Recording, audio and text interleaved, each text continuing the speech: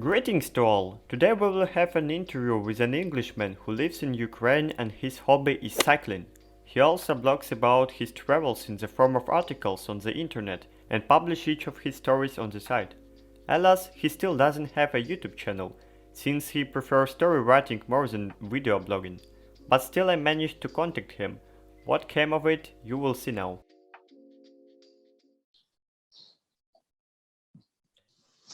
Hello, hello. Now we deal with our media person, with Glage Ingvar, and first of all, let's ask him 5 questions I prepared. So, Mr. Ingvar, why did you decide to write a blog about your travels? Become popular over the last 10 or 15 years, I think so. Since I myself have been traveling around Ukraine, I thought it would be a good idea to tell people at least something about my experience. The blog could also be a good additional reading practice for my students of English. Besides traveling, I teach English to different people. Moreover, I do not intend to describe every single detail of my travel. More interesting to readers are the funny episodes which may happen during any travel like this, I think so. So I just chose the funniest ones to present. I got it. Can you tell us more about your bike trip to Moldova? Sure. Moldova is the place where I traveled 2 or 3 times.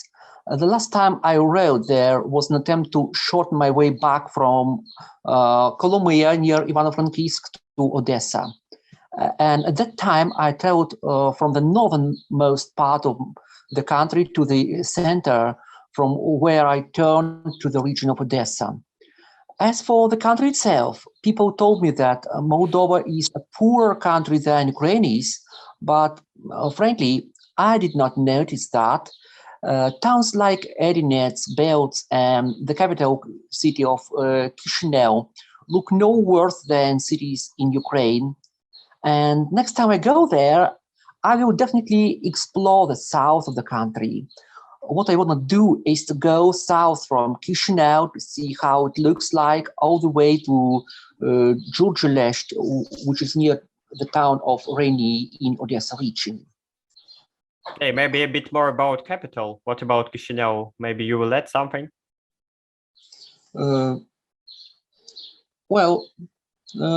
To me, Chisinau looked no worse than Odessa.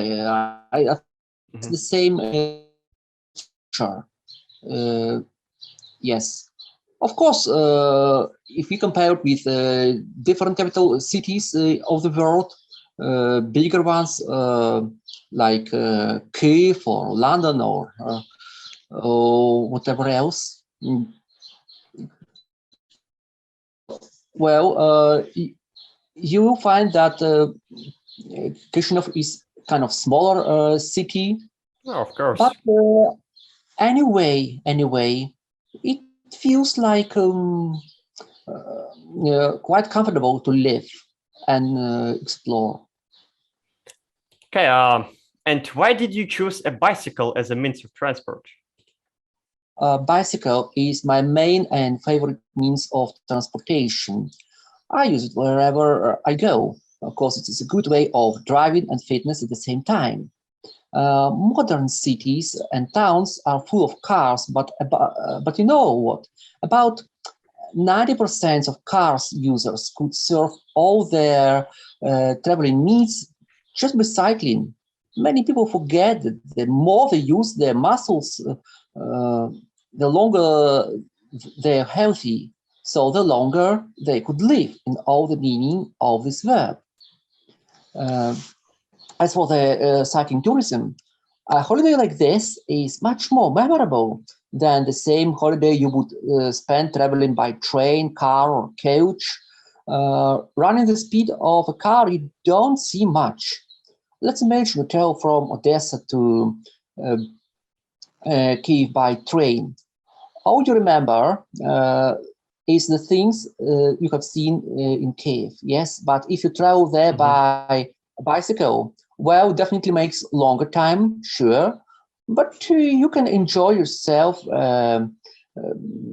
and see such things as the big park in Uman, and you can take a magic rest in a picturesque forest near the town of Zhashkiv and stop for a swim in the river Ras. And all of this is only a small part of unforgettable experience. Oh, sounds beautiful. Okay, let's go on. How difficult was it to travel such a distance, and how did you feel after the trip? Well, it does not feel like difficult when you do exactly what you want to do and plan the travel reasonably. I heard that some bicycle riders planned and even performed riding 500 kilometers in one day. Uh, they like this manner of riding, but I find it difficult indeed, and I don't consider this a travel. It is a sort of a record-breaking ride, and what I do is possible for every average cyclist. Ride it as long as you can daily at the speed of 10 or 12 kilometers per hour. Well, it's not difficult as it might seem. At the end of the riding day, you may feel tired, but there's a sort of light and pleasant tiredness.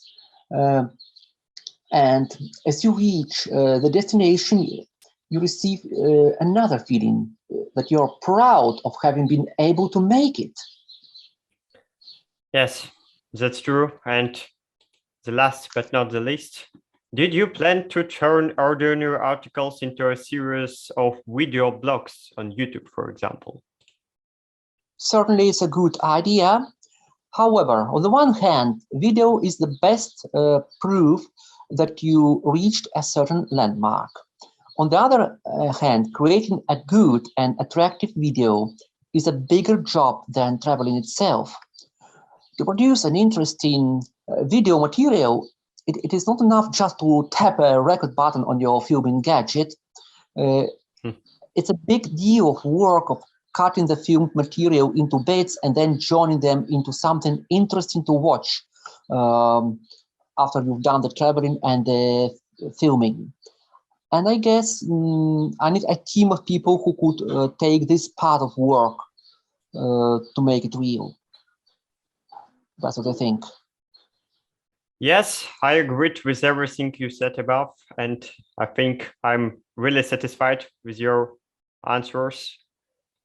So, ladies and gentlemen, Mr. Ingvar Glage, at your service.